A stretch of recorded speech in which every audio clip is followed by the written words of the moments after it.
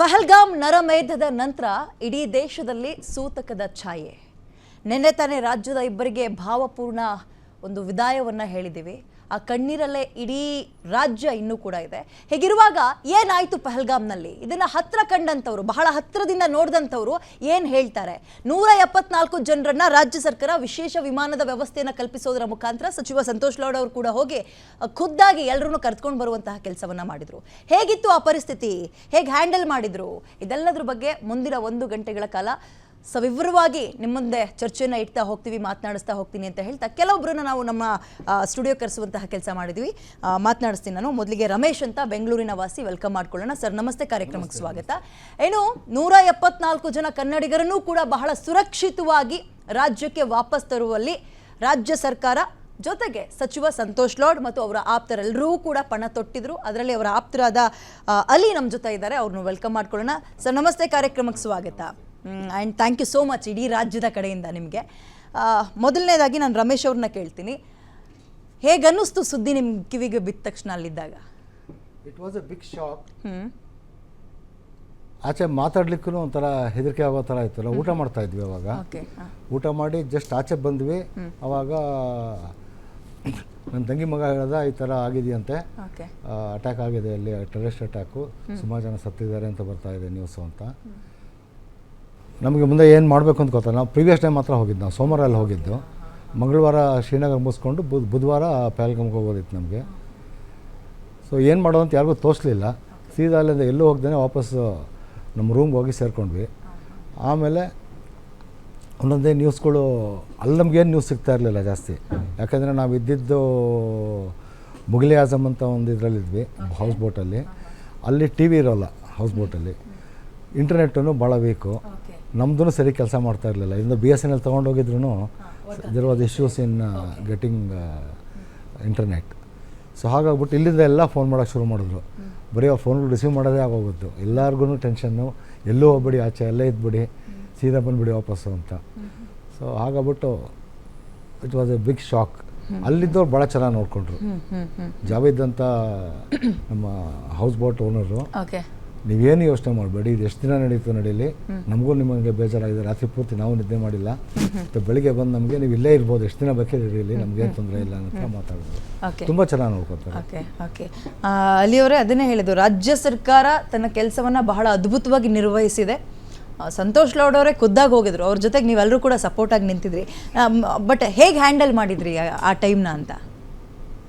ಅಂದರೆ ನಾವು ಶ್ರೀನಗರ ಏರ್ಪೋರ್ಟ್ಗೆ ನಾವು ಲ್ಯಾಂಡ್ ಆದ ತಕ್ಷಣ ನಾವು ಹೊರಗೆ ಬಂದು ನೋಡ್ತೀವಿ.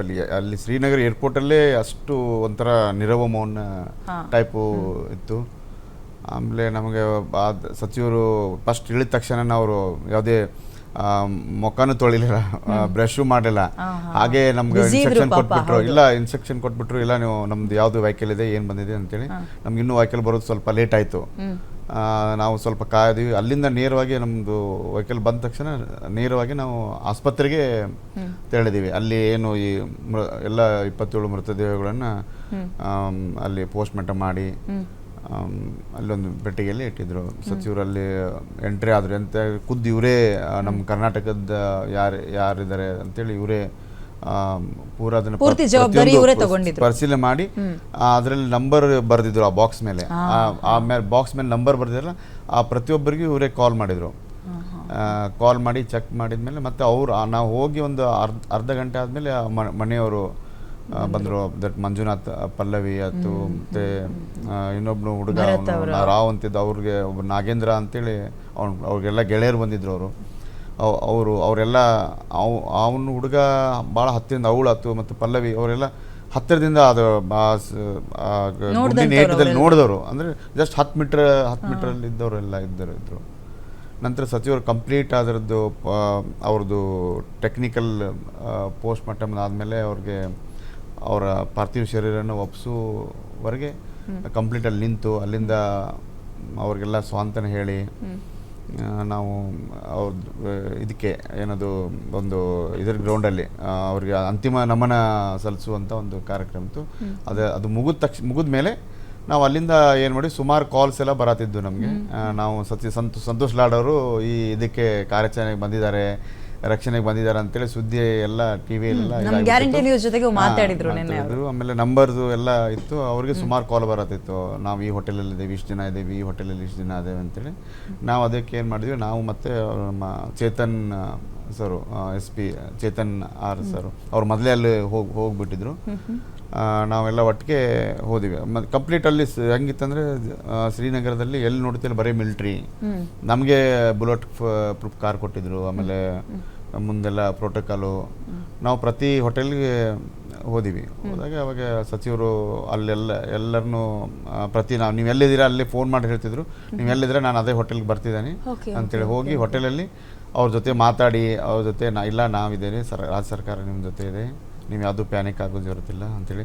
ಇನ್ನೊಂದು ಮೇಜರ್ ಏನಾಗಿತ್ತು ಅಂದರೆ ಎಲ್ಲರಿಗೂ ಅವರು ಭಯಪಟ್ಟು, ಆಮೇಲೆ ಎಲ್ಲ ಹೊರಗಡೆ ಎಲ್ಲಿ ಇನ್ನೂ 2-3 ದಿನ ಪ್ಯಾಕೇಜ್ ಮಾಡಿದವರು ಹತ್ತಿರ ಅಲ್ಲೇ ಶ್ರೀನಗರದಲ್ಲೇ ಬೇರೆ ಬೇರೆ ಪ್ಲೇಸ್ಗಳ ಪ್ರವಾಸ ಇದಕ್ಕೆ ಹೋಗೋರಿದ್ರು. ಅದಾದರೂ ಯಾರು ಹೋಗಕ್ಕೆ ಇಷ್ಟಪಟ್ಟಿರ್ಕಿಲ್ಲ, ಅಷ್ಟು ಭಯದ ವಾತಾವರಣ ಇತ್ತು. ಮತ್ತೆ ಅದು ಹೇಗೆ ಸರ್ ಹೋಗ್ತಿರೋದು ಆದ್ಮೇಲೂ.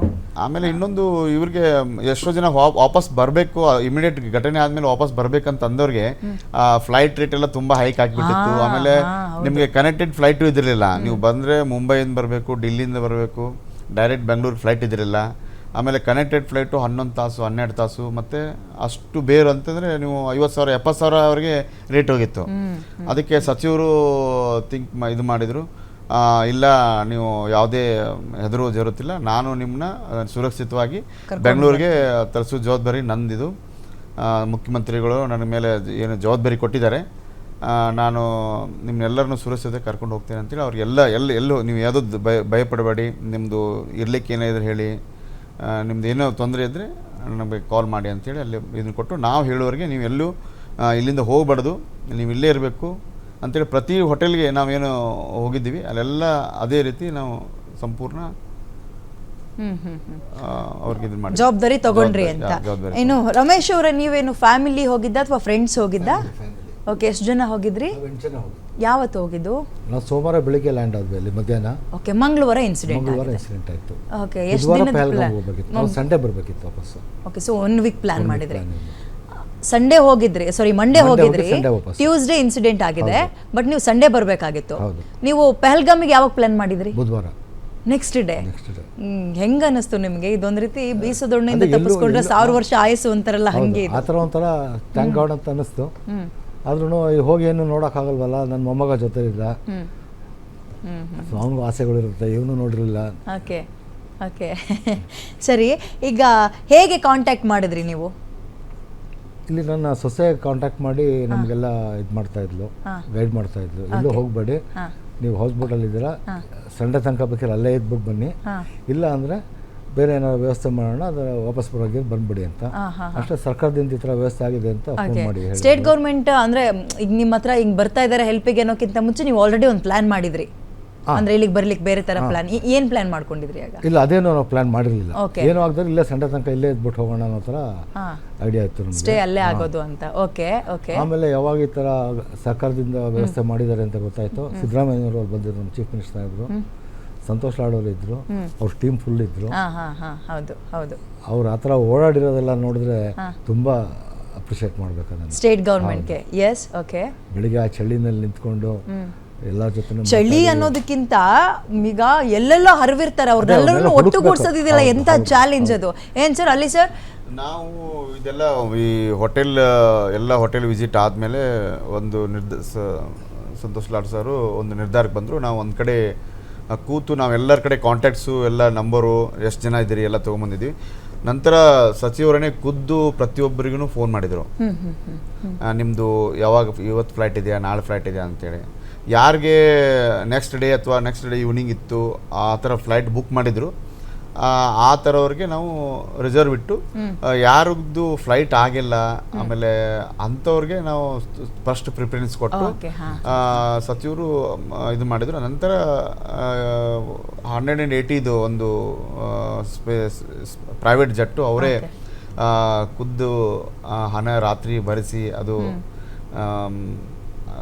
ಹಣ ಭರಿಸಿ, ಖುದ್ದು ಸ್ವಂತ ಹಣ ಭರಿಸಿ ಫ್ಲೈಟ್ ಬುಕ್ ಮಾಡಿದ್ರು.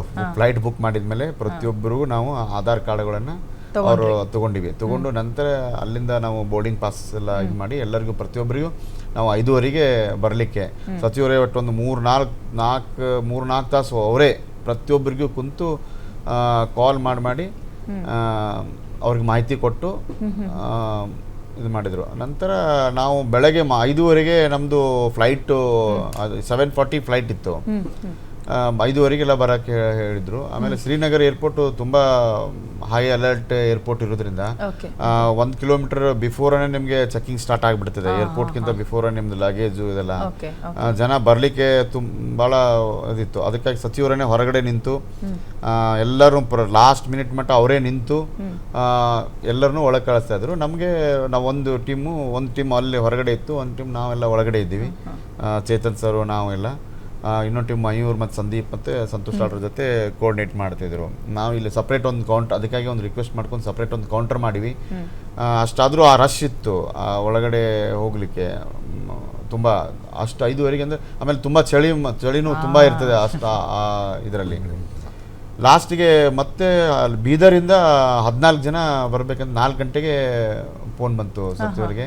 ಅವಾಗ ಅವ್ರನ್ನೂ ನಾವು ಅಕಾಮಿಡೇಷನ್ ಮಾಡಿ ಅವ್ರನ್ನೂ ಕರ್ಕೊಂಡು ಹೋಗುವ ಅಂತೇಳಿ ಒಂದು ಅರ್ಧ ಗಂಟೆ ಫ್ಲೈಟನ್ನು ನಾವು ವೇಟ್ ಮಾಡಿಸಿ ರಿಕ್ವೆಸ್ಟ್ ಮಾಡಿ ವೇಟ್ ಮಾಡಿಸಿ ಲಾಸ್ಟ್ ಮೂಮೆಂಟ್ವರೆಗೆ ಅವರು ಬೈ ಟ್ರೈನಿಂದ ಬಂದಿದ್ರು.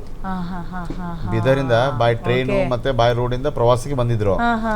ಅವರು ವಾಪಸ್ ಹೋಗ್ಬೇಕಾದ್ರೆ ಯಾವ ರೀತಿ ಹೆಂಗೆ ಹೋಗ್ಬೇಕಂತೇಳಿ ಇದರಲ್ಲಿದ್ರು. ಅದಕ್ಕೆ ಸಚಿವರು ಏನು ಮಾಡಿದ್ರು, ಇಲ್ಲ ಇವ್ರನ್ನ ತೊಗೊಂಡೇ ಹೋಗ್ಬೇಕು ಅಂತೇಳಿ ಕರ್ಕೊಂಡೇ ಹೋಗ್ಲೇಬೇಕಂತೇಳಿ ನಿರ್ಧಾರ ಮಾಡಿ ಆ ಲಾಸ್ಟ್ ಮೂಮೆಂಟ್ವರೆಗೆ ಇವರು ಲಾಸ್ಟ್ ಫ್ಲೈಟ್ ಇವರೇ ಹತ್ತಿದ್ದು ಸಚಿವರನ್ನೇ ಎಲ್ಲ ಅವರು ಅಷ್ಟು ಬೋರ್ಡಿಂಗ್ ಆದಮೇಲೆ ಇವರು ಹತ್ತಿದ ಮೇಲೆ ನಿರಾಳ ಇತ್ತು. ಎಲ್ಲರಿಗೂ ಒಂದು ಇವ್ರನ್ನ ಭಾರಿ ಒಂದು ಸಂತೋಷದಿಂದ ಚಪ್ಪಾಳೆ ಮೂಲಕ ಒಳಗಡೆ ಸ್ವಾಗತ ಮಾಡಿದ್ರು. ಎಲ್ಲರ ಮುಖದಲ್ಲಿ ಒಂದು ಸಂತೋಷ, ಸೇಫ್ ಆಗಿ ನಾವು ಮತ್ತೆ ಬೆಂಗಳೂರಿಗೆ ಸಂತೋಷ್ ಲಾಡ್ರ ನೇತೃತ್ವದಲ್ಲಿ ನಾವು ಮರಳಿ ಹೋಗ್ತಾ ಇದ್ದೇವೆ ಅಂತೇಳಿ ಎಲ್ಲರಿಗೂ ಒಂದು ಸಂತೋಷದ ವಾತಾವರಣ, ಒಂದು ಹಬ್ಬದ ವಾತಾವರಣ ಆ ಫ್ಲೈಟಲ್ಲಿ ಇತ್ತು. ಓಕೆ, ನಿಮ್ಮ ಹತ್ರ ಮಾತಾಡ್ತೇನೆ ಇಬ್ಬರ ಹತ್ರ.